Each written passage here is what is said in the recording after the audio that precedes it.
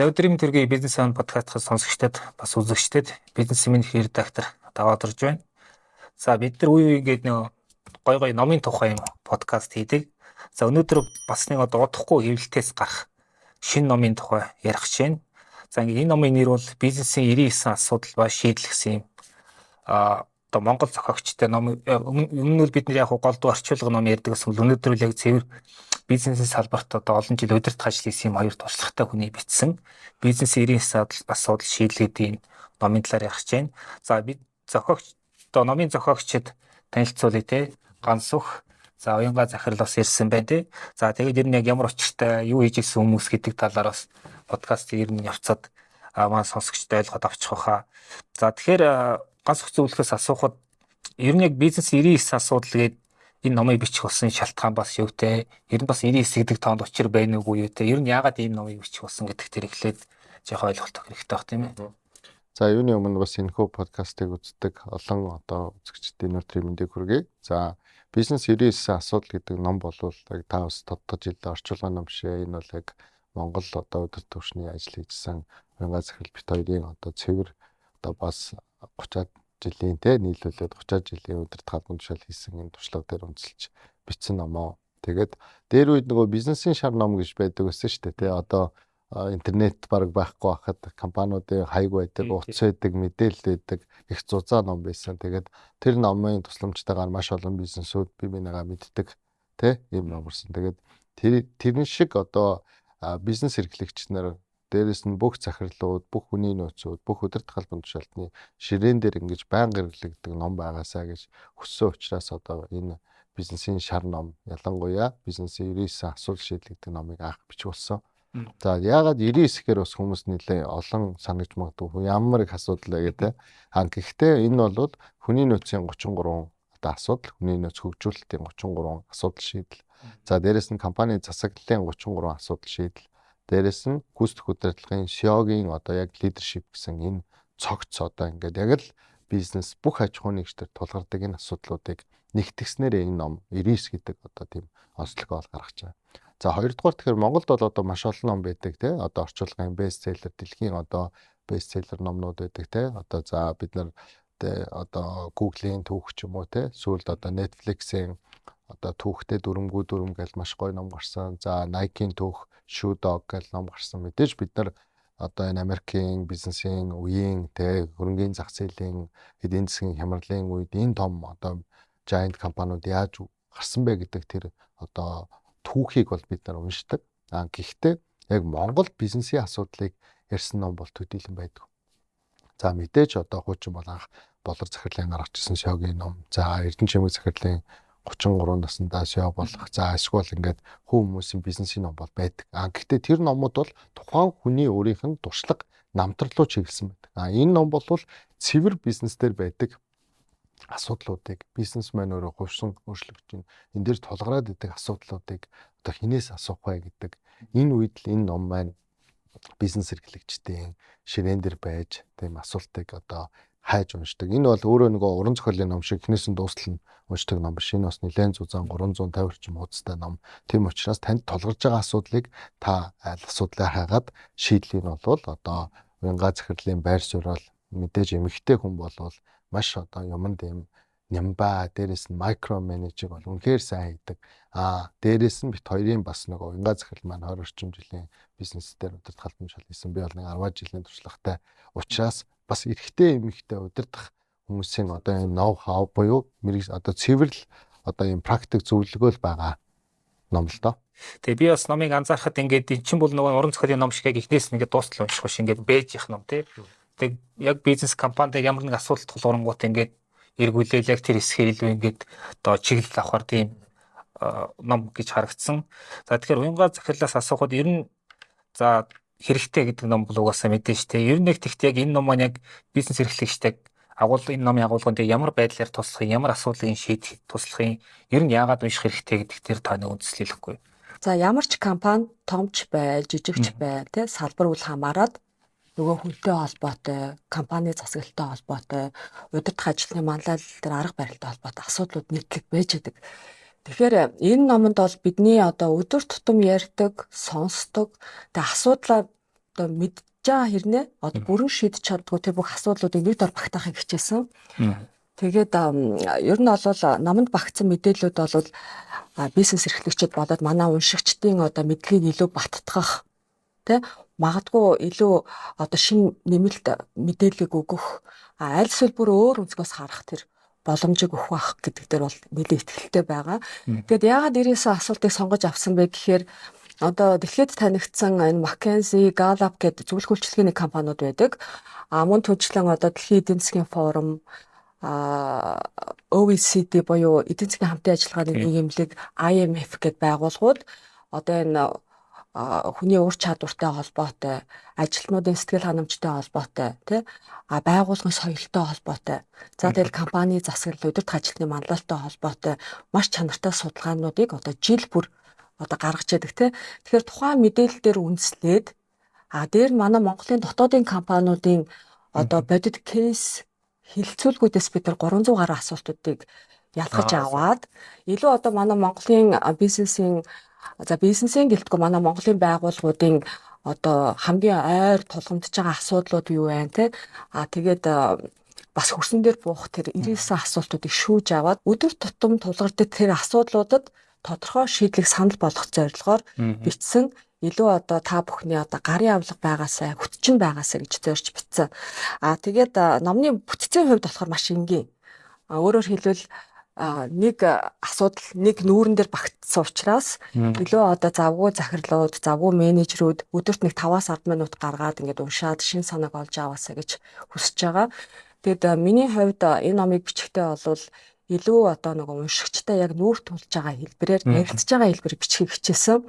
Тэ бид нэр заримдаа ингээд өдөр тутам тулгарч байгаа асуудлуудаа мэдж байгаа хэрнээ яг юунаас болж үүсэж байгааг нь бас зарим үед тодорхойлж чаддгүй байдаг шүү дээ тий. Тэгэхээр уншигч нар маань бас энэ номыг уншихдаа өөрөөсөө асуулт асуугаад магадгүй одоо за би энэ халтаа гаргаад байгаа юм биш үсттэй. Одоо манай баг өнөөдөр тий яг одоо манай багийн уур амьсгал ямар байна? Энэ асуудал дээр тухайн нөхцөл байдал дээр би ямар хандлага гаргаад байна ч гэдэг юм өөрөөсөө асуулт асуугаад зөвхөн тэр асуудлыг мэдээлэл хэлбэрээр унших биш илүү одоо менежментийн арга барилаа эргэж хараад тий асуудлаа таних нь чухал. Тэгэд яагаад бид нар нөгөө бизнесийн 99 асуудал гэж нэрлсэн бэ гэдэг айгу олон хүмүүс асууж байгаа л да одоо манай хэвлэл компани манай редактор тэгэхээр зөвөр яг хуу энэ дээр хэлэхэд болол магадгүй нөгөө төгс байдал руу тэмүүлэхэд нэг алхам дутуу байна гэж бас ойлгож болно. Өөрөөр хэлбэл төгс зүйл гэж байхгүй те. Тасралтгүй сайжруулалт гэж байдаг те. Тэгэхээр ер нь бол аливаа бизнес бол дандаа амжилтанд хүрэхийн тулд зорж зорилгоо болгож идэг учраас дандаа тасралтгүй сайжруулалтыг хийж байгаасаа л гэж бодсон үднээс энэ нэр өгсөн байна. За зохиогчдын талаар бас жоохон дэлгэрүүлж асуух хэрэгтэй гэж бодож байна. За уянга захиралт бол би Монсын үйл ажиллагаа хариуцсан захирлахт нэг уулзж ярьслага авч ирсэн. Тэргээр нь бол илүү сайн мэднэ. За ганц бүх захирлыг бол одоо хүмүүс бас тодорхой хэмжээнд мэднэ тий. Тэгэхдээ ер нь яг одоо бизнесийн удирдах ажил хийж исэн тэр талаас өөрсдөө танилцуулбал. За би бол бизнесийн салбарчлалын одоо 10 жилийг удирдах хашиж байна. За мөн Монсын одоо охин харьяа хоолойгийн гүйцэтгэх захирлаар ажиллаж байсан. Тэгээд тухайн үед бол бас мэдээ залуу захирал дөнгөж одоо 27 таа хоолойгийн гүйцэтгэх захирал болж байна. Тэгээд тухайн үед ч одоо нөгөө залуу захирлууч нь яаж одоо өөрөө хийхээс илүү яаж хүн удирдах уу гэдэг асуулт надад анх тулгарч ирсэн учраас одоо энэ ном ер нь анх одоо тий нөгөө суралцаж явж ирсэн туршлагаа одоо бусдад суулцах хэрэгтэй гэдэг байж тунавчсан. За тэгээд би бол одоо телевиз, банк, санхүүгийн байгууллага, за барилгын компаниуд хариуцсан хоолойгийн захирал байсан. За үүний дараагаар бол Монгол улсаас Австралид худалдаа ажил дөрөв танхимыг төлөвлөгчөөр суужсан гэн бас бизнесүүдийг холбох. За тэгээд Монголдо бол одоо консорциум өсөл хариуцсан уулын хаан салбар. За дээрэс нь одоо энэ байгалийн металлын салбар, за төрийн яам гэдэг одоо ерөнхийдөө маш олон өөр салбарт бол өдөрт халдан жишээлээ гэсэн. Тэгээ яг хүмүүс намаа нөгөө apprentice гэдэг нэвтрүүлэгт орж ирсэн таньсан. Яагаад гэдэг тийм олон хүмүүс намайг гэсэн нөгөө арт бүгийн нэгдэл ажилтдаг гэж боддог юм шиг л хэд надад хүмүүс нэвтрүүлэгт орсон учраас арттай ажиллаж байгаа гэж асуудаг. Тэгээд би бол нэвчлээ одоо хүсдэг яг одоо social SEO тэгээд одоо бол төлөөлөл удирдах зөвлөлөөс одоо мэрэгжлийн гүйцэтгэх захирлыг томилоод төслүүдээ гадна дотны төслүүдийг удирдах одоо энэ чиглэлээр бол ингээд маш олон төслүүдээр ажиллаа явж байгаа. Залуу захирлаа. Янга захирлаа. За миний хувьд би бол менежментээр мэргэжсэн. За ингээд 20 жилийн хугацаанд ажлын туршлагатай байна тий. Даатгалын салбар, эрүүл мэндийн салбар, за франчайз бизнес тий, уурхайн салбар, за худалдаа үйлчилгээний салбар гээд ер нь бол илүү корпорэт төвшөнд ажиллаж байсан. За хариуцж байсан чиглэлийн хувьд бол яг компани засаглалтай холбоотой. За тэгэл нийгмийн хариуцлага, тогтвортой хөгжил, за хүний нөөцийн менежмент, маркетинг буюу одоо мега брендинг гэдэг тэгээд энэ чиглэлүүдээр юм ажиллаж байсан туршлагатай. Тэгээ одоо удирдах ухааны докторант. Зөв. Би ингээд захирлуудтай уулзаад яаж яхад ийм их тодорхой хэдэн одоо асуудал юм уу асуулт байгаа байхгүй одоо хамгийн их одоо захирлуудыг илүү нэрийг бардаг, нойрог хануулдаг ч гэх юм уу тэгээд хамгийн хэцүү нь одоо тийш нойрог хануулдаг зүйл юу гэхээр хүнтэй ажил гэж байгаа байхгүй. Ерөөсө тэр л хамгийн хэцүү, мөнгө төгрөгтэй биш одоо мөнгө олдохгүй байхтай биш. Хүнтэй ажиллана гэдэг хамгийн хэцүү ажил юм байна гэд. Тэгээд ном маань нөгөө хүний нөөц засаглал манлайл гэдэг ийм 3 сэдвийг сонгож авсан байгаа. Эдгээр чинь бол одоо нөгөө нэг дандаа хүнтэй ажиллахад хэрэгэлдэг одоо бизнесийн функцууд тий. Тэгэхээр энэ 3 сэдвийг сонгож авсан дээр бас тогтож ярих хэрэгтэй гэж бодож байна тий. Ер нь ягаад хүний нөөц засаглал манлайл гэдэг ийм 3 онтоо өнцгөөс 99 асуудлыг гаргаж тавих болов гэдэг дээр. Мэдээж олон асуудлууд бий л дээ. Тэ байгууллага төр олон асуудлууд тулгардаг. За үүнээс бол хамгийн суур асуудал бол яг энэ хүний нөөцийн менежмент, компани засаглал, тэгээд удирдах ажилтны манлайл, арга бат байрал тэр ур чадвартай холбоотой суур асуудлууд байж идэг. За яагаад хүний нөөцийн менежментийн асуудал өөрөө суур асуудал вэ гэхээр ер нь бол альва бизнесийн ард хүн л байж идэг штэ. Тэр хичнээн сайн стратегтай, хичнээн сайн бизнес модельтэй байлаа гэд баг байхгүй бол чадварлаг хүмүүс байхгүй бол зорилготой хүрч чадахгүй тий. Одоо жишээ нь одоо борлуулалт буураад байна уу? Үйлчлэгээ таарах юм байна уу? Ажилтнууд ажлаа орхиод байна уу? Аль эсвэл одоо талантууд тий одоо нэг чадварлаг ажилтнууд танай компаниг зорж ирэхгүй байна уу гэд. Эдгээр нь одоо ингээд тус тустай асуудал юм шиг боловч яг ингээд гүнзгий ингээд ухаад үзэхээр яг л юу байж идэх тий одоо нэг суур асуудал одоо нэг хүний нөөцийн менежменттэй холбоотой, хүний нөөцийн бодлоготой холбоотой хандлагын асуудлууд байж идэг. Ер нь бол хүний нөөцийн менежмент гэдэг бол одоо зөвхөн одоо хүн аваад чөлөөлөөд айсвал цалин цаг тооцдог тийм техник ажил биш шүү дээ тий. Илүү одоо тухайн компани стратеги зорилгод хүрэхэд одоо гол одоо үүрэг ролтой тэр утгаараа бол хүний нөөцийнхэн бол одоо компанийн одоо стратегийн партнерын төвшөнд одоо ажилдаг болсон байна. Яагаад компани засаглал суур асуудал вэ гэхээр компани засаглал өөрөө болохоор хэн яаж юун дээр суурилж шийдвэр гарах вэ гэдгийг л одоо зохицуулдаг тогтолцоо шүү дээ. Гэхдээ тэр нь болохоор одоо юу гэдгийг нөгөө тоглоомын дүрм тодорхой байх те. Одоо тэр нөгөө бүтэц зохион байгуулалт, тогтолцоо, дүрм, журам нөгөө эрх үүрэг хариуцлага те. Одоо нөгөө тайллаг хяналтын систем гэд бүгдийг нь хамардаг. Тэгэхээр засаглал сул байгаад ирэхээр яах вэ гэхээр нөгөө удирдлагын шийдвэрүүд туйлбаргүй, тогтворгүй, ойлгомжгүй болоод эхэлдэг. Тэгээ энэ нь одоо нөгөө ажилтнууд одоо жишээлбэл компани дээр юу болж байгаагаа мэдэхгүй, ойлгохгүй, итгэхгүй болоод ирэхээр залхаад эхэлнэ шүү дээ. Тийм тэгэх юм бол нөгөө нэг бүтээмж буурна, оролцоонд буурна. Тэгээ цаашлаад компани дээр эрсдлүүд бий болно те. Магадгүй компани бас нэр хүндэд ч бас сөрөг нөлөөтэй байдаг. Хэрвээ компани одоо юу гэдгийг засаглал сайн байх юм бол эсэргээрээ энэс илүү одоо тий үр дүнгууд бий болно гэд. Тэгэхээр эндээс харахад бол компани засаглал гэдгийг нэр дээр суурилж биш илүү систем дээр тулгуурч сайжруулах шаардлагатай. Удирдах ажилтны манлайлалын хувьд яагаад суур асуудал вэ гэхээр манлайлал өөрөө тухайн компани хөдөлгүүрнэ тий. Захирал одоо нөгөө тухайн компанийг хаашин чиглүүлэх вэ гэдгийг одоо гол хүн шүү дээ тий. Тийм учраас одоо тухайн удирдах ажилтны тэр үзэл баримтлал, тэр хандлага нь, тэр уур чадвар нь тэр компани соёлд нь, бүтээмжинд нь нөлөөлж идэг учраас манлайл бол чухал. Тэгээ ер нь яг товчхондоо хэлэх юм бол одоо манлайл бол эхний атгам, хүний нөөц бол баг хамт олон тий. засаглал бол газрын зураг гэж. Мм. Тэгэхээр энэ 3 суурь асуудал шийдэгдсэн байхад бусад асуудлууд бол зөв болно л гэж үзэж байна. Мм. Тэгэхээр газ цаглаас асуухад түрүү ярьсан нөгөө хүнтэй ажил хамгийн хэцүү гэдэг. Тэгээ ер нь яг одоо ингээ удирдах ажлууд хийгээ явж байхад яг хүнтэй ажиллахтай өөрийн ч хувьд ямар үн цэнтэй тийм сургамжтай одоо туршлага мэдлэгийг ер нь олж авсан бэ. Тэрийг энэ номдоо хэрхэн тусгасан бэ? Энэ одоо 3 асуудлыг ер нь бол тус нь бас 3 ном гаргаж болно гэсэн л да. Яг ч бас 300 гаруй уудастай зузаан юм тийм ээ. Зөвхөн хүний нөөцээр нэг гаргаад засаглаар нь гаргаад шийгоор гаргаж болох байсан.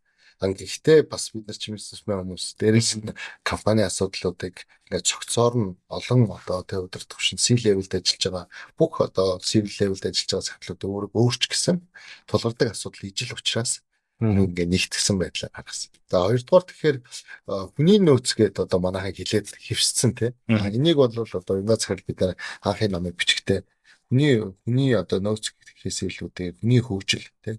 Хүн капитал гэж ярьдаг тий. Дээрээс нь ер нь бол одоо энэ хүний нөөц хүнтэй асуудал чинь компанид бол шууд хөрөнгө оруулж байгаа зүйл байхгүй. Хүн гэдэг чинь одоо нөгөө хөрөнгө оруулалт гэхээр бид нар зөвхөн л одоо гадаад хөрөнгө оруулалт юм уу тий. Бизнесийн нөгөө хувь нийлүүлсэн өрөнгө бодоод идэх. Хүн ажилд аавна гэдэг чинь компанид хөрөнгө оруулж байгаа. Тэгэхээр нэг хөрөнгө оруулалт гэж хараад энэ хөрөнгө оруулалтыг яаж ашигтай байлгах юм бэ гэдэг чинь өөрөө менежмент байдаг. За мэдээж Монголд ингээд үйл ажиллагаа явуулж байгаа бизнесүүдийг аваад үзэх юм бол 85% нь 1-9 ажилч байна. Одоо яг 100-аас дээш, 1000-аас дээш ажилтнтай топ компаниуд бол хэцүүхэн шүү дээ Монголд л те топ 100-150-аад. Дийлэнх Монголын бизнесийн салбар бол өөрөө жижиг SME-нүүд буюу жижиг аж ахуй нэгжүүд. Энэ аж ахуй нэгжүүд яаж тэр нөгөө цөөхний хитэн ажилтнаа ер нь бол байгууллагын соёл гэдэг бол ерөөсөө л 2 хүнээс эхлээл тогтдог. Манайх тийм том байгууллага биш ээ гэж байдаг. Энэ бол компани бол та 2 хүн л байгуул энэ соёл байна. Соёл байгаа үед бол хүнтэй холбоотой асуудал үргэлж байна. Гэхдээ энэ асуудлыг одоо дийлэнх захирлуудтай ингээл уулзахаар Монголд хүний нөөц алга байна. Монголд ийм бэрхшээл байна гэж ярьдаг. Гэхдээ бизнесмен хүмүүсийн нэг онцлог бол бэрхшээлийг боломж болгох юм төлөө одоо зорддог учраас хүнийг хөгжүүлэх хүн бол өөрөө одоо юу юм аа хөрөнгө оруулалт юм а гэдэг талаас нь бас хараасаа гэж хүсэж байгаа. Тэгээд ер нь бол энэ дээр нөгөө одоо жинзээ ажилтнуудыг яаж одоо ажиллуулах вэ? Одоо маш олон захирлууд ярьдаг хэрэгтэй. Жинзэнээр ажлын байран дээр гараад ирчлээ. Одоо яг л тэрийг сүрэг хийж байгаа шүү дээ. Одоо нөгөө хуучин бол хүн ажилтныг ажилд авдаг гэсэн бол одоо ажилтнууд ажлыг сонгодог болсон үе гэдэг дээр яриад байгаа. Тэгээд сүүлийн үед ингээд офсер ч нөгөө хоцролтой багасгахын тулд өглөөний цайтай болж юм чи эсвэл дундын офстой болж ийн гэдэг нөгөө бизнесмен өөрөө дагаад хүний дагаад ингээд өрсөн хүмүүн капитал нь өөрөө амар өөрчлөлт хийдэг шүү дээ. Тэгэхээр бас энэ чиглэл дээр одоо шинэ ноу-хау юу байна? Ер нь яг асуудал юу байна? Түрүү ингээ захирал бас хэлсэн. Асуудал болгоныг шийддэг. Үүсдэх хөдөлгөөн бол тухайн үед нь шийддэг. Гэхдээ энэ асуудал яагаад үүсэж байгаа юм бэ гэдэг тэр суурийг онцлох нь өөрөө энэ асуудлыг бол хамгийн том шийдлэхгүй. Өнөөдөр бол удирдах холбогдол хийж байгаа бүх хүмүүс тулгарсан асуудлуудыг шийдээд явдаг. Гэтэл нөгөө суур өмсөн асуудлаа ингээд цогцоор нь харахгүйгээр нэрээ танай компани чи одоо яагаад хүн болохгүй байгаа чинь өөрөө солилттой холбоотой юм уу засаглалтай холбоотой юм. Эсвэл таны лидершип дутаад байгаа мөн гэдэг энэ асуудлыг ингээд цогцоор нь харахгүй бол зөвхөн хүний нөөцийн мэднэ гэж уулзаа. Ингэж бол болохгүй. Тэгээ ер нь бол Монгол улсад бол сүүлийн жилүүд дандаа яриад байгаа. Тэгээ одоо тарих урсж гэнэ гэдэг оюунлаг залуучууд нь дэлхийн том компаниуд аваа явчлаа. Ингээд бүх бизнесүүд болгодог. Тэгэхээр энэ одоо ном маань бас жижиг дунд бизнесүүдийг тэр хүмүүсийг тогтоох, дээрээс нь дараагийн нэг шатнд харахад, дээрээс нь том одоо маш олон 100 ажилтнтай болсон том компаниуд ч гэсэн тий одоо дахиад эргэж нэг өөрсдөө харахад одоо энэ ном бас туслаж одоо нэг юм чиглүүлэх болов гэсэн. Тэгээ би нэг асуулт дээр ахиж нэг гүйцэж хариулт авах гэдэг нь түүхээр өөрөө ч яг тийм одоо олж авсан хамгийн үнцэнтэй тийм одоо за хүн болгоны бэлгэстэй одоо эзэж одоо өөрт нэрэг болдог те нэг зарчим байдаг те ер нь эн чинь ийм байдгийн биш те тэгээд тэр өөрсгч юм бол одоо жижиг хүмүүс юм байж л байгаа. За би одоо удирдах талбай гэсэн хамгийн олон юм дээр ихээр одоо энэ концессийн төсөл дээр би Тархин Трансгийн компани тэргуунд захирлаар ажиллаж байхад манайх яг концессийн төсөл дээр 850 хүн 500 техник ажиллаж байсан. За энэ дээр ингээд нөгөө хэдэн зуун хүн ажиллаад ирэх үед бол ерөөсөө байгууллага залуучууд аавн эсвэл одоо тийм л шинэ хүмүүс авах чадвартай гэхээсээ илүүтэйгээр маш олон ажлын байр бий болдог учраас яг бүх насны хүмүүсийг зөвлөхүүдээ инженерүүдийг одоо нөгөө тэтгэвртээ суудсан хүмүүсийг хүртэл та хэд маань ингээд зөвлөөч энэ дээр ингээд зааварчлаач. За дээрэс нь ажлах хүчний асуудал тулгардаг учраас энэ нөгөө өөр насны генерашны хүмүүсийг яг тохирсон ажлын байранд нь авч ажиллуулах бол айгүй зүйтэй гэж би бол хардаг. Ер нь хүний нөөцийн одоо хамгийн миний олж авсан туршлага гэх юм бол ажлыг бол багаараа хийд юм өөр чадвартай өөр насны хүмүүс хийд юм шүү. Тэрнээс биш зөвхөн одоо гадаад дотоод сургууль төгссөн залуучууд юм уу айгүй мундаг мэрэгчлэлтэнд ганцаараа хурж ирээд бүх ажлыг хийдэг юм шүү. Тэгээд хоёрдугаарт дандаа би плантай буюу танай компани К ажилтан буюу хамгийн түлхүүр ажилтан бүх ажлыг нугалдаг. Гэтэ энэ хүн өвдөх, энэ хүн ажлаасаа гарах, энэ хүн явах үед энэ хүнийг орлох хоёр хүн заавал багс. Энийг маань хүний нөөцөд болоо өдөр тутмын ажиллаж байгаа хүмүүс маань дандаа бодож байгаа. Тэгээ би одоо бас групп компани удирдах цагтаа ч гэсэн захирлуудаа танаар дэд захирал тавиач гэж дандаа хэлдэг. Тэгээд бас зарим захирлууд ч жоох ингээд хомин штэ те. Миний их мэдлэг ингээд үгүй ингэж болохгүй. Заавал нөгөө би план гэдэг шиг таны ажлыг нугалдаг, таны хамгийн түлхүүр тэр хүнийг орлох дараагийн хүнийг заавал бэлчих хэрэгтэй. Энэ бол өөрөө бизнесийн заламж халаа буюу хамгийн одоо сайн туршлага гэж байна. За баярлалаа. Оюнга захиралтай өмнө ярилцлага авч яхад нөгөө хүний нөөцийн шинэ стандартын талаар ярьж ирсэн тийм. Тэгэхээр тэндээс би бас нэлээд олон тийм шинэ зүйл одоо олж сонсч байсан аахгүй ингээд. Өмнө нь одоо бид нар кадр гэж ярьдаг байсан. Тэгэл тэрнээсээ нь хүний нөөц гэдэг нэр томьёо үүссэн ингээд. Одоо бол баг зарим газар хүний нөөц гэж нэг ярихаа байцсан. Арай өөрөөр энэ төр нэрийн утсан дээрээ тавьдаг болсон ч яах шиг тийм. Тэгэхээр та нөгөө нэг одоо ISO 30400 гэдэг тийм шинэ стандартын Монгол нэвтрүүлэх юм төслийг удирдах гэсэн үн тийм. Тэгэхээр тэнд дахиад цаана бол дахиад зөндөө стандартаа юм л шүү дээ. Нэвтрүүлээгүй тий. Ерөн зүгээр яг тэр төсөл дээр ажиллаж байгаад энэ яг Монголын компаниуд хамгийн хэрэгтэй нь юу вэ те? Тэндээс энэ стандарт одоо энэ Монголын компаниудаас яг юугаар хэрэгтэй гэдэг дээр бас тогтж ярих хэрэгтэй баг тий. Энэ нь бол одоо нэвтрээд эдэн жил болж байна. Гэхдээ стил ингээл компаниуд бүрийн ингээд ийм адаптац хийж чадахгүй байгаа тий. Хүний нөөцийн 3400 стандарт бол дэлхийд дахиад бол шинэ үеийн стандарт. Тэгэд энэ стандарт 2016-17 онд бий болсон. Одоо Америк нэгдсэн улсын стандартын байгууллага ШРЭМ буюу хүний нөөцийн нийгэмлэг хамтраад дэлхийн одоо хамгийн best practice-тэй одоо сайн туршлагуудаар үндэслэж гаргасан юм стандарт байгаа. За тухайн үед болвол манай Монголд 2018 онд бид нар яг шинэ дээр нэг стандартыг Монгол улстай хэрэгжүүлсэн 6 дахь улс болж одоо хэрэгжүүлж ирсэн Монгол улс. Өнөөдөр бол 50 гаруй улс хэрэгжүүлж байгаа юм билэ. Тэгээд яг тухайн үед бол яг нөгөө салбарын экспертүүд, судлаач нартай хамтраад энэ төсөл маань бас нэлээд амжилттай болсон. Монс группийн дэмжлэгтэйгээр. За энэ стандарт дээр бол за бид нар бол нөгөө чанарын удирдлагын стандарт 9001 стандартыг сайн мэднэ тий. Чанарын удирдлагын стандарт болохоор 1987 онд бий болоод 97 оноос Монголд орж ирсэн. Ер нь өнөөдөр манай Монголын ихэнх байгууллагууд чанарын удирдлагын стандартыг бол хэрэгжүүлж гисэн байгаа тий. Тэгэхээр энэ стандарт болохоор зэрэг хэрэглэгч, үйлчлүүлэгчдэд бүтээгдэхүүнийг хэрхэн чанартай хүргэх вэ гэдэг асуудал дээр төвлөрдөг стандарт.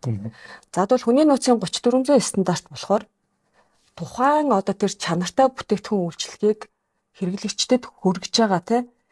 Тэнд одоо тэр бүтээгдэхүүнийг бий болгож байгаа тэр ажилтнуудыг хэрхэн яаж дэмжих вэ, хөгжүүлэх үү, яаж удирдах уу гэдэг дээр төвлөрдөг стандарт. Тэгэхээр энэ стандарт 3400 стандарт өөрөө 6 стандартаас бүрдсэн юм багц стандарт л та.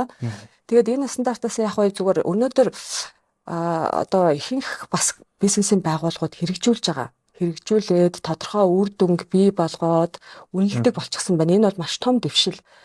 Тэгээд нэгэн тодын стандартыг ярьж байгаа учраас би нэг гол тэр шинэлэг санаануудыг бас хэлхэн зүг байх гэж бодож байна. За нэгдүгээрт бол хүний нөөцийн төлөвлөлтийн стандарт. За тэр стандарт болохоор хүний нөөцийн төлөвлөлт гэдэг бол зүгээр нэг оронтой нөхөх асуудал биш ээ. Энэ нь тэр тухайн компани урт хугацааны стратегитагаа уялдуулаад өнөөдөр манайх одоо манай компани хүмүүсээ яаж бэлтгэх юм, ур чадварыг яаж хөгжүүлэх юм, за тэрний хажуугаар бол одоо нөгөө чадварлаг ажилтнуудыг яаж татах юм гэдэг дээр төвлөрдөг ийм стандарт байгаа. За дараагийн одоо шинэлэг тал нь юу вэ гэхээр зэрэг нөгөө ажил олгогч брендинг одоо нэг брендийн үн цэнийг энэ стандартаар бас тусгасан. Employee branding гэж Тийм, employee branding тийм. Тэгээд тэр болохоор зэрэг өмнө нь бол манай хүний нөөцийнхэн илүү одоо нөгөө ажилтнуудыг шилж сонгоод сонгон шалгаруулдаг байсан болвол өнөөдөр нөгөө чадварлаг ажилтнууд маань өөрсдөө компаниас судлаад тий өөрсдөө сонголтоо хийгээд хаалга тогшоод ороод сонгон шалгаруулалт нөгөө талаас хийгдэг болсон. Нөгөө талаас хийдэг болсон тий. Бид нар одоо юу гэдэг брэнд гэхээр нөгөө компани лого, эсвэл бүтээгдэхүүн үйлчилгээ гэж хардаг байсан бол үгүй хамгийн одоо сүнслэг брэнд чинь өөрөө ажил олгогч брэнд юм аа. Чинь бүх юмны чинь суурь юм аа гэдэг энэ стандартаар заагаад өгчихсөн байгаа байхгүй. За тэгээд энэ стандартын бас нэг шинэ стандарт болохоор шинэ ойлголт болохоор хүний нөөцийн засаглал гэдэг ойлголт гараад ирчихсэн байна. Бид нар өмнө нь болохоор засаглал гэхээр нөгөө тузын төвшөнд нөгөө гүйцэтгэх удирдлагын төвшөнд л ойлголттой байлаа шүү дээ тий. Тэгэхээр хүний нөөцийн менежмент нь өөрөө засаглалтай тий. Өөрөөр хэлбэл нөгөө тогтолцоотой, өөрийн гэсэн дүрм журамтай, зарчимтай байх ёстой гэдэг асуудал яригдчихэж байгаа байхгүй. Тэгэхээр хүний нөөцийн засаглал гэдэг өөрөө юу вэ гэхээр одоо хүнийг яаж ажилуулах вэ? Компани тэр ирээдүйн зорилготой хүрэхийн тулд хүний хүчин зүйл дээр тулгуурлаад тий яаж хувь нэмрээ оруулах вэ гэдэг асуудал дээр тулгарч байгаа. За тэгвэл компани засаглал гэдэг бол компаниг яаж удирдах вэ? Тий нөгөө нэг компани тоглоомын дүрм гэл одоо нөгөө тэр бүтэц тогтолцоо тий тэр эрх мэдэл одоо хуваарлалт хариуцлагыг тодорхой болгоснороо тэр хүний хөгжлийг дэмжих нөхцөлийг яаж бүрдүүлэх вэ гэдэг асуудал дээр төвлөрч байгаа. За энэ стандартаар бас нэг өөр шинэлэг асуудал юу байсан гэхээр одоо тухайн үед бид хэд бас ярилцчихлээсээ манай төслийн багийнхан за энэ одоо Монголд хэрэгжих болоо да манай хөрсөн дээр буух болоо да гэд. Гэтэл одоо өнөөдөр бүх компаниуд энэ талаар ярьж байна, хэрэгжүүлж байна. За энэ ямар цаг үеийн өөрөө их шахчихлаа л да бас тий. Шахаж байна тий. Гэхдээ энэ стандарт ч өөрөө 7 жил болчихлоо шүү дээ Монголд. Тэгээд энэ ямар асуудал байсан бэ гэхээр нөгөө нэг уян хатан ажлын цаг. Тухайн үед бидэрт цоо шинэсэн байхгүй тий. Нөгөө хайбрид ажлын орчин, ажил амьдралын баланс тий. Энэ асуудлууд одоо өнөөдөр яг ингээд компаниуд яг энэ талаар ярьж штэ яаж энийг оновчтой хэрэгжүүлэх вэ? Хөдөлмөрийн хууль ч гэсэн ингээд заагаад өгч байгаа тий. За тэгээд бас нөгөө ажилтны сайн сайхан байдлын бодлого гэдэг. Одоо нөгөө happiness employee well-being гэдэг тий. Одоо нөгөө ажилтны биеийн эрүүл мэнд, сэтгэлийн эрүүл мэнд, нийгмийн харилцааны сайн сайхан байдал, санхүүгийн сайн сайхан байдал гэдэг эдгээр нь өнөөдөр байгуулгын яг соёлын тэр салшгүй нэг хэсэг болчихсон байна шүү дээ тий. За тэгээд бас нэг энэ стандарт дээр одоо хамгийн шинэлэг зүйл нь юу вэ гэхээр нөгөө хүний нөөцийн менежментийн үр дүнг нөгөө тоогоор ярьдаг болчихсон байна тий. Өөрөөр хэмждэг болсон тий. Өөрөөр хэлбэл өгөгдөлтөөр суурлаад одоо үр дүнгээ тоогоор илэрхийлдэг, тоогоор тайлгнадаг тий. Тоогоор оршилдог. Энэ бол маш том дэвшил. Тэгэхээр хүний нөөцийн менежментийн 3400 стандарт нь өөрөө тухайн байгууллагын үйл ажиллагааг илүү уялдаатай болгох, цэгцтэй болгодог тийм зааварчилгааны стандарт. За хүний нөөцийг хэмжихдээ би дараагийн өөр нэг асуулт дээр бас дэлгэрүүлж асуунаа. Ганц цаглаас бас нэг асуулт байна.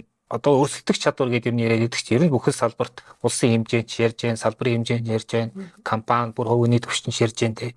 Ер нь зүгээр яг одоо энэ ном дурдгц одоо энэ 3 сэдв дээр дөрүүлээд асуухад яг энэ 3 сэдв дээр төвчний удирдагч тэр яг юуг анхааруул бас тэ цааш тэр яг Монголын одоо нэг эдийн засгийн контекстийн нөхцөлд юуг анхааруул илүү тийм одоо өрсөлдөх чадвартай байх уу? Одоо яг удирдагчийн хувьд ч бас тэгээд ерөөхдөө тэр компанийн хувьд ч тэ. За ер нь төвчний захирлуудад бол одоо agile гэдээ яриад байгаа шүү дээ. Сүүлийн үед тийм ээ ингээд тасралтгүй суралцдаг, тийм ээ тасралтгүй хөгждөг, ингээд тасан зохицох энэ чадрын талаар бол маш их ярьж байгаа. Тэгэхээр одоо төвчний захирал байна гэдэг чинь өөрөө л ерөөсөө байнгын суралцагч, сурсан зүйлийг хэрэгжүүлэгч байхыг үзэж байгаа. За өрсөлдөх чадварыг нэмэгдүүлэхийн тулд бол 3 төвшнөр харж үзэх хэрэгтэй. Энэ номоор тэгсэн. Нэгдүгээр системийн төвшин. Өнөөдөр энэ системийн төвшин гэдэг бол дэлхийн эдийн засаг өнөөдөр ямар байгаа вэ? За Монгол улсын хувьд ямар байгаа геополитикийн хувьд эдийн засгийн нөхцөл байдал, макро эдийн засаг ямар байгаа вэ? Энэ буюу ингээд системийн төвшөнд нэгдүгээр харах өрсөлдөх чадвараа тооцоолох хэрэгтэй. Хоёрдугаар байгууллагын төвшин. Бид одоо бэлэн үү гэдэг асуулт байхгүй. Сая ковид сар дахлын өмнө бол ер нь нийтлэг бүхэл хурал заалар болдог билээ шүү дээ. Гэтэл ковид сар дахлаг гарснараа одоо зүүмээр хуралддаг тийм ээ. За ингээд алсын зайнаас ажиллаж болох нөө гэдэг одоо шинэ төвшин дэлхийд даяар шилжлээ. Тэгэхээр байгууллагын төвшөнд одоо бид яах ёстой вэ? Илүү одоо нөгөө нөхсөр ажиллаа, илүү технологи зөвлөсөн, илүү одоо нөгөө хурдан болгож. Гуравдугаар нь хүний төвшин. Сая Унгаа захирал бас ингээд хэлж чинь нөгөө одоо уян хатан ажлын цаг гэдэг. Одоо бид нар чинь нөгөө хөдөлмөрийн хуулиараа ч гэсэн нөхсөр ажиллах гэрээн дээр нийгмийн даатгалын шимтгэл аваад байдаг. Энэ бол буруу. Хүн болвол нэг онцгой ур чадвартай ч юм уу хүн болвол те одоо фрилансер буюу одоо өөрийнхөө хийж чаддаг ур чадвараар олон байгууллагт ингээд ажилладаг болсон. Энэ төвшин байж шүү дээ. Энд чинь өөрөө байгууллагууд хүртэл энийг одоо ашиглахаас хүрээгүй. Заавал ажилтныг ингээд 8 цаг суулгаад энэ манайх ингээд сайн компани манайх ингэнэ гэдэг одоо болцоо. Одоо бол үр дүнгээр хэмжигдэж одоо компаниуд маань өрсөлддөг болцоо. Тэгэхээр ер нь энэ ном болвол одоо энэ сэт төвшний захирлуунд одоо өрсөлдөх дээрээс нь тэмцэг дэвшлүүлж хэлдэг гурван төвшөнд системийн төвшөнд яах вэ? Байгууллагын төвшөнд яах вэ? Доод хэсэнд бол яг фронт дээр байж байгаа таны тэр ажилтнуудын төвшөнд яах юм бэ гэдэг энэ гурван төвшнөр хараасаа л гэж зорьсон. Би бас нөгөө одоо манай бизнес эрхлэгчийн голдуу ингээд нэг яг уу зах зээлийн үйлс эхэлсэн болохоор нөө захирал тойрсон ер нь бизнесийн модельд явж ирсэн шүү дээ. Тухайн одоо үүсгэн байгуулагчийг ер нь тойроод явцсан системтэй тий. Гэтэл нөө бизнесийг үүсгэн байгуулна, бизнесийг удирдна гэдэг чинь 20 шал өөр ажил тийм ээ. Тэгээ одоо ерөөхдөө тэгэл зарим хэсэг нь үнд гүйцэтгэж явах шиг байна л да. Тэгээд хэдэн болт ингээд өөрийгөө тойруулж бизнес хийхгүй тий. Өөрөө байхгүй болчихвол хамаг ажил нь зогсчих гээд байдаг тий. Тэгээ мэрэгжлийн SEO гэдэг хүмүүс бол угаасаа ашиг хэрэгтэй юм байна. Мэрэгжлийн тулз гэдэг хэрэгтэй юм байна. Тэгэхээр энэ нөгөө нэг юм сэтгэлгээний асуудал яваад байгаа юм л да. Сүүлийн үед яг би майндсет гэдэг энэ сэдвийг сонирхоод байгаа. Ялангуяа бизнесийн салбарт. Тэгэхээр юу гэдгийг олон хүн ярьдаг одоо Монголын бизнесүүд бол ерөө сэтгэлгээний хувьд тийм өөрчлөлтүүд хийх шаардлагатай байна гэдэг. Тэгвэл ер нь яг ямар өөрчлөлтүүд хийх ёстой вэ? Майндсетийн тэр ямар өөрчлөлтүүдийн бас нэг гол санааг энэ ном тусгав гэдэг дээр ярил. Эндээс би сэтгэлгээний хувьд ямар өөрчлөлт авч болох вэ? За энэ ном дээр засаглалын бүлэг дээр болол нэлээд тодорхой оруулаад өгсөн байгаа. Ер нь бол сэтгэлгээтэй холбоотой асууж ах шиг байна. Хэрвээ байгууллага амжилттай хөгжил гэж зорж ивэл хандлага өөрчлөх шаардлагатай. За дэлхийн нийтээр л одоо human centric буюу хүн төвт менежментийг чухалчилж шүү дээ тий. Тэгэхээр энэ хүн төвт менежментийг манай хүний нөөцийн илүү одоо тэр ажилтныхаа дуу хоолойг сонсох, оролцоог нэмэгдүүлэх, ур чадварыг нь хөгжүүлэх буюу одоо тэр даалт нөөц болцоог нь гаргаж ирэх гэдэг тий. Хүн бүрийн үн цэнийг тийм хүндэлдэг тэр соёлыг бий болгох. Өөрөөр хэлбэл хүн төвтэй менежментийг хэрэгжүүлж эхэлдэг болжээ гэж. За тэгвэл ажил олгогчд маань нөгөө удирдлагууд маань яах вэ гэхээр нөх хүн төвт менежментийг яаж хэрэгжүүлэх вэ гэхээр одоо нөгөө хүний эрхийн бизнесийн зарчмыг баригдлаад те энэ нь бол доктортой хөгжлийн саншгүй нэг хэсэг юм аа гэж үздэг болчихсон байна. Энийг бол зөвхөн одоо нөгөө ажилтнуудынхаа одоо эрхийг хүндэтгэхээс гадна одоо тэр нөгөө бэлтгэн нийлүүлэгчтэй харилцагч түншүүд бүх оролцогч талуудынхаа одоо тэр эрхийг хөндлөх асуудал бол бизнесийн маш том соёл болчихж байна гэсэн үг. За засаглалын хувьд болохоор зэрэг нөгөө нэг оролцогч талуудын дуу хоолой чухал болчихсон байна тий. Өөрөөр хэлбэл нөгөө удирдлагын шийдвэрээр биш тий илүү одоо тэр компани дээр байгаа тэр хувьцаа эзэмшигчид, ажилтнууд, харилцагч, хэрэглэгч гэдэг ерөөсө бүх оролцогч тухайн байгууллагын бүх оролцогчдыг одоо дуу хоолойг сонсч шийдвэр гаргах нь өөрөө энэ бас айгүй том өөрчлөлт бий болж байна л да. За тэгээд юу гэдэг тухайн байгууллага болгон дээр нөгөө харилцагч, хэрэглэгч, үйлчлүүлэгч байгаа тий. Тэгэхээр бид нар тэдгээрийг зөвхөн одоо юу гэдэг кастомер буюу одоо нэг удаагийн худалдаа авагч, нэг удаагийн харахгүйгээр илүү клиент буюу урт хугацааны одоо хамтдаа үн цэнд бүтээх буюу одоо нөгөө shared value гэдэг одоо та энэ дээр те юу лого бичсэн байна шүү дээ. Shared value одоо бий болгодог тийм урт хугацааны түнш гэж харах хэрэгтэй болсон байна гэж. За тэгвэл маркетингийнхаа одоо зөвхөн борлуулалтандаа төвлөрөөд авах шүү дээ. Бас одоо нөгөө юу гэдэг хэрэглэгчийн тэр амьдрал хүсэл мөрөөдөл тэр хэрэгцээн дээр тулгуурлаад хэрэглэгч төвт маркетингийг удирдлага болгодог болчихсон байна. Тэгвэл санхүүгийнхаа яах вэ? Санхүүгийнхаа та өөрөө ярьдгүй шүү дээ тий. тоог ярьдаг болгодог зүйл нь өөрөө хүний шийдвэр үнэлгээ байж идэг. Тэгэхээр санхүүгийнхаа хүртэл нөгөө хүн төвтэй логик руу шилжчихсэн байна. За үйлдвэрлэлийн хувьд болохоор зэрэг үйлдвэр хичнээн одоо нөгөө бүтэн бүрэн автоматжсан байсан ч гэсэн түүний цаана нөгөө нэг чанарыг ялгах, нөгөө нэг шин санал санаачлагыг бий болгох, инновацийг бий болгох тий. Тэгээ энэ бүх одоо ур чадвар хүнээс хамааралтай тий. Хүний ур чадвар бэнждэг. За мэдээлэл технологич гэсэн ялгаагүй. Нөгөө нэг хэрэглэгчийн туршлага, зам төлөв хэрэгцээ дээр тулгуурлаж л илүү амжилттай хэрэгжиж байдаг шүү дээ тий. Тэгэхээр ер нь бол мэдээж одоо тоо одоо ашиг орлого систем одоо шинэ технологиуд чухал. Гэхдээ эдгээр маань хүний өр нөлөөгөөр илүү үн цэнтэй болж идэг. Тэгэхээр бизнесийг хэн хөдөлгдөг гэхээр хүн хөдөлгдөг шүү дээ. Тэгвэл хүнийг хэн хөдөлгдөг гэхээр нөгөө нэг байгууллагын одоо таатаа соёл тэр ажилтнуудыг оролцуулдаг тэр оролцоог нь дэмждэг менежмент те тэгээ тэднийг байнга сонсдог, хүндэлдэг тэр орчин, тэр соёл одоо хүнийг хөдөлгөж идэг бахна шүү дээ. Ер нь хүнийг хөгжүүлэх гэвэл байгууллагын бүх төвшөнд, удирдлагуудын төвшөнд, менежерүүдийн төвшөнд одоо хүний нөөцийн менежментийг ойлгодог, тэ хүмүүсээ хүндэлдэг, анхаардаг, сонсдог байх хэрэгтэй. Тэгээ манай хүний нөөцийн менежментийн ярьдаг л да менежер болго HR байх хэрэгтэй. Хэрвээ та компани удирдах байгаа болвол хэрвээ та баг удирдах байгаа болвол тэ хэрвээ та хүнтэй ажиллаж байгаа болвол хүний нөөцийн тэр менежментийг хэрэгжүүлэгч нь байх хэрэгтэй гэж ярьдаг байхгүй. Тэгэхээр сэтгэлгээний бол чухал өөрчлөлтүүдийг бид нэр хийх ёстой юм байна. Түрүү нөө бүтээмжтэй холбож асуудаг гэж сонсогцгорлоос лавшруулаад асуухад одоо ингээд сүүлийн үед би нэг юм сэдвийг сонирхоод одоо нэг сэтгэлтэй ажилтан, сэтгэлгүй ажилтан гэж нэм яриа байдаг шүү дээ. Манай ажилтнууд ерөөс сэтгэлгүй байна, энэ хоёрын сэтгэлээс ажиллахгүй байна. Эднэр нь болохоор айгүй сэтгэлтэй ажиллаж байна. Тэгээ сэтгэл гэдэг тийм одоо хэмжүүр бизнестэй байх гад нэг үе тий. Гэхдээ яг хөө би зүгээр энэ талаар бас нийтэлж бичиж гэж бодоод ер нь яг мэрэгжлийн бос яриа л юм санагдаад байхгүй тий. Үнэхээр ийм систем тогтсон засаглал сайтай бодлого юу бүх юм тодорхой газарт бол одоо гүйцэтгэлийг яаж хэмжих үү, бүтээмжийг яаж гаргах уу гэдэг тийм янз янзын төлөвлөлт хангалттай байгаа шүү дээ. Ажлын байрны тодорхойлолт эхлээд ажил үргийн хуваар бусад процессын арга төлөвлөлт байгаа тий. Тэгэхээр одоо ингээд нүүбийн хөдөлмөрийн байгууллагаас гаргадаг үзүүлэлтийг харахаар ч гэсэн бид нар бол бүтээмжил нэлийн доогуур явж байна. Тэгэхээр энэ ном дээр бас яг одоо бүтээмжийг сайжруулахтай, бүтээмжтэй холбоотой ямар чухал санаанууд байна гэдэгт бас сонирхож ярил. За ер нь бол энэ ном ерөөсөө нөгөө тэр чигтэл бид нартэй одоо ер нь ингээд бүтээмжийг сайжруулахын тулд ер нь компани дээр хэрэглэгддэг ISO-гоос гадна зөндөө бол юм байгаа шүү дээ тийм ээ. Одоо дэлхийд дахин хэрэглээд байгаа SWOT анализ, HUD энд бол энэ чинь үнсэнтэй авчихсан.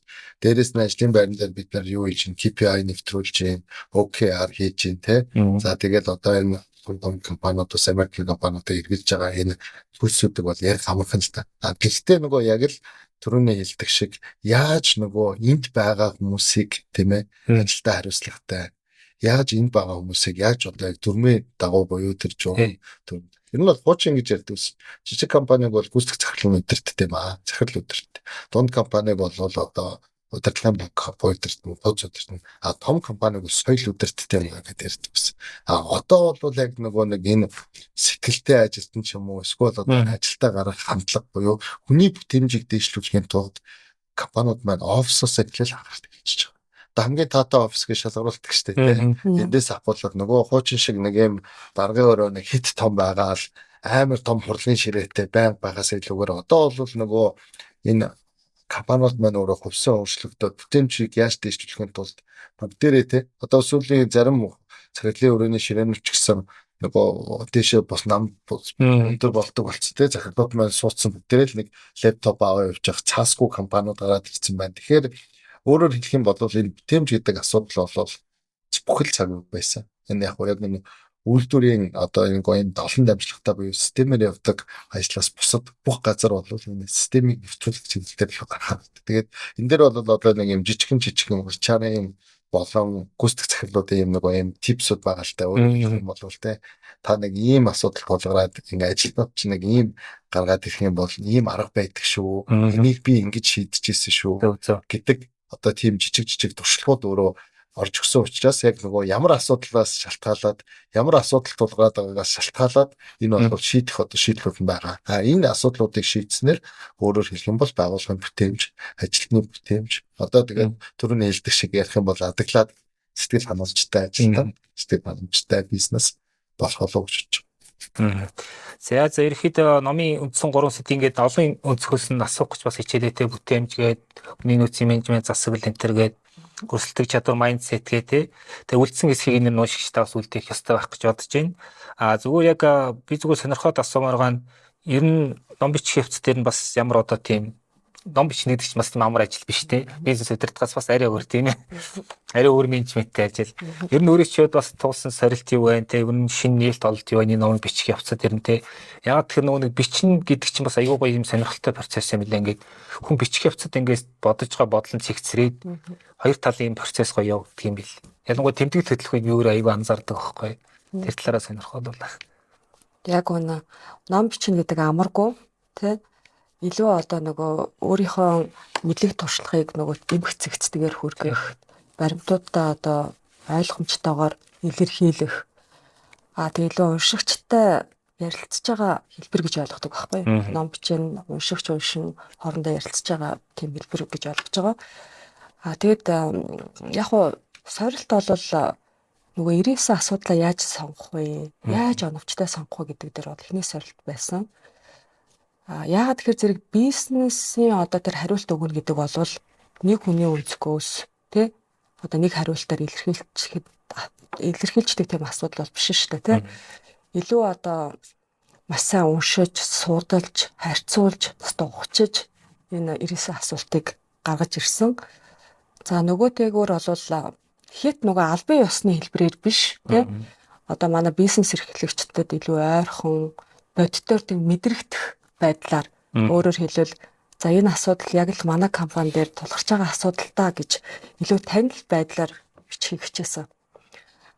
Ер нь бол одоо хамгийн энэ ном бичиж явах явцдаа зүгээр хамгийн чухал ойлгосон зүйл юу вэ гэхээр асуудал олон янзын хэлбэртэй байж болдог тийм.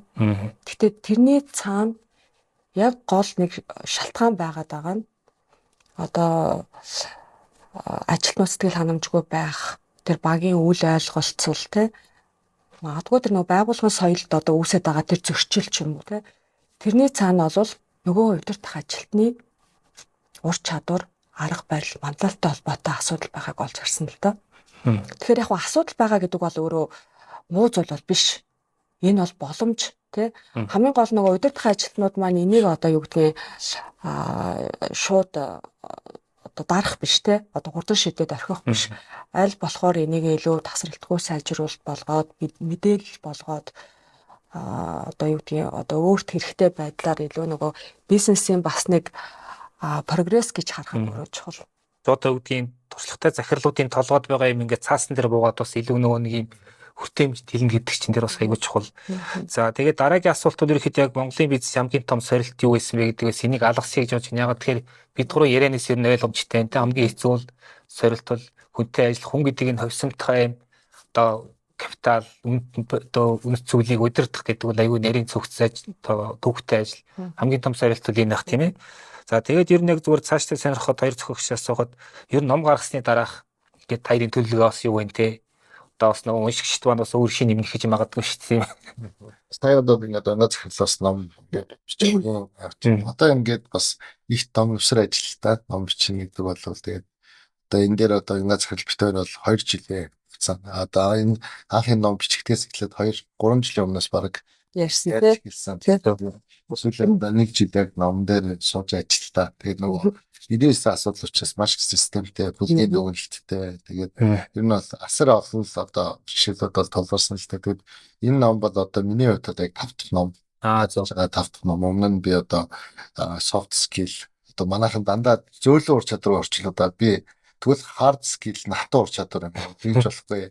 Soft skill гэдэг бол танах нэг айгуу гоё орчилсан байсан шүү дээ. Бас ихчгээд нэг ном. Тийм шиг би дотоод ур чадвар юм аа гэж ном гаргасан. Тэгээ энэ бол бас бест селлер болж ирсэн Монгол англи дээр гарсан. За дараа нь бас яг таас дөрөв mindset санагддаг лээ. Би бас энэ unconscious mind буюу далд хөвсөж зориулсан бодлын хүчгээд ном бичсэн. зөв. Яа тэгэхээр одоо ингээл стори харангуут чинь ингээл амар дарамттай шүү дээ. Амар мундаг захирлууд, амар гоё гэртэй, амар гоё машинтай, амар гоё гадаад явдаг. Гэхдээ нөгөө залуу хүмүүсийг дүүнэрийг та нар өөрсдөө бодлоо зохицлох ёстой шүү гэдэг утга биш. Энэ ном болвол бизнесийн 99 асуудал юм боломжтой одоо удаан хугацааны яригдсан. Дээрээс нь бас маш их одоо хүч хөдөлмөр зарцсан бичсэн номоо. Тэгээ бид хоёр нөгөө энгийн байлгах үүднээс дээрээс нь 2 хүний хариулт гэдэг чинь 198 хариулт бичиж байгаа учраас товчхон бөгөөд ойлгомжтой байдаг үүднээс аль болох нөгөө энгийн үгээр бичих гэж нэлээд хичээсэн. Тэгээд ямар ч байсан одоо ингээд энэ ном маань гараад уншигчдаа одоо хүргээд ингээ одоо яриа сууж байгаа нь бас сайхан багталтай байна. Тэгээд Мянга захирал бас түрүү хэлсэн нөгөө хүний нөөцийн аясаар нэвтрүүлээ явах ч гэсэн бүх HR-ууд Монголын бүх одоо удирдлагуудыг цуглуулад баталтай ажилтнууд энэ дээр нээлт хийжсэн. За би бас тухайн арга хэмжээ хөтлөж ирсэн. За HR-уудын ивент болдог энэ дээр очиж лекц тавьдаг. За миний хувьд одоо энэ Harvard Management гэдэг хөтөлбөрийн шуугч багшаар ажиллаж байсан. Тэгээд ер нь бол энэ ном гарсны дараагаар мэдээж одоо удирдах ажлаа бол бид нар хийгээд явна. Гэхдээ хамгийн чухал асуудал буюу үргэлж одоо тэр одоо номон дээр гарсан зүйлээ олон компанидэр бас очиж сургалт хэлбэрээр дээрээс нь одоо хувьчилсан зөвлөгөө болон одоо нөгөө нийт ажилтнуудын сургалт хэлбэрээр бол ингээд заагаад явна. За миний хувьд бол баг 4 жил бол орчин жил 2 жилийн хугацаанд бол оюутлогоо эрдэнэ тэгээд ер нь баг их том асуудал бас явж орсон. Тэгээд дандаа л гадны юм яриад гадны туршлага яриад исэн бол одоо энэ ном гарсны дараагаар бол бас өөрсдийнхөө номноос ишлээд өөрсдийнхөө яг Монгол одоо тэр менежментийн арга барил Монгол бүсдэх удирдлагын ноу-хау Монгол одоо энэ асуудлыг шийдвэрлэх гарч идлийн талаар бол олон байгууллагууд бас орж сургалт. Одоо энэ бол миний хувьд бол үндсэн ажлынхаа хажуугаар хамгийн их дуртай хийдэг зүйл одоо хүмүүстэй уулзсан компаниуд дээр очино гэдэг бол айгуу зүйтэй зүйл. Тэгээд гүйцэтгэх удирдлагууд олон хүмүүсийн номыг худалдаж аваад дээрээс нь номыг нэгэндээ одоо төвшний болон хамт ажиллаж байгаа багийнхандаа бэлгэлдэг. Тэгээд одоо бас одоо хүсгийн бол миний хувьд бол тэр ажиллагааны багийнхантай менежертэй очиж сургалт хийж уулзаад бол бэлэн. Миний төлөв бол байна. Номын нээлт хизээ болох уу гэдэг тэр деталь мэдээллийг бас подкастын төгсгөл өгөх хэрэгтэй байх тий. Номын нээлт 5 сарын 10-нд болно. 5 сарын 10 өөрөө номын баярын өдөр юм билээ. Амралтын өдөр таарч ах шүү гэсэн. Тэгээд 5 сарын 10-ны 11 цагаас Азхур номын одоо танхимд болох юм. Тэгэхээр магадгүй одоо энэ номыг сонирхоод магадгүй одоо зохиогч нартай бас ярилцъя те. Бас уулзаж үзье гэж бодож байвал бас номын нээлтэндээ урьж байна. Тэгээд ер нь бол хэрвээ та энэ номыг одоо унших гад барьж авч байгаа болвол те та ганцаараа уншиж байгаа хэрэг биш шүү. Гуруулаа хамт те хоёр зохиогчтойгоо ингээд гуруулаа сайхан суугаад ярилцж байгаа гэдэг хэлбэрээр ойлгож уншаасай гэж хүсэж байна. За баярлалаа. За энэ удаагийн подкастыг ингээд өндөрлж байна. Манай подкастын дугаараар бизнесийн 99 асуудал шийдэл номын зохиогч Ганс Сөхөлн уянг нар орслоо. За тэгээд нэмээ зүгээрэлэхэд энэ ном маань бас одоо бизнесмений бүх зон гэх сайтаар бас онлайнаар одоо нээлт хийсний дараахнаас ингээд бас худалдаалах тийшилнээ давхан онлайнаар захиад бас одоо худалдаж авч болно шүү гэдгийг дуулах байна. За ингээд таяртай баярлалаа. Гоё яг одоо бизнесийн хэрэгтэй байсан бас нэг тийм шинэ номыг гаргаж одоо өөргөж чад баярлалаа. За бизнесмений подкастын сонсогч үзэгч та бүхэн манай подкастын YouTube channel-ыг заавал дагаарай. Лайк, share, коммент биднийг дэмжээрэй. Ингээ баярлалаа.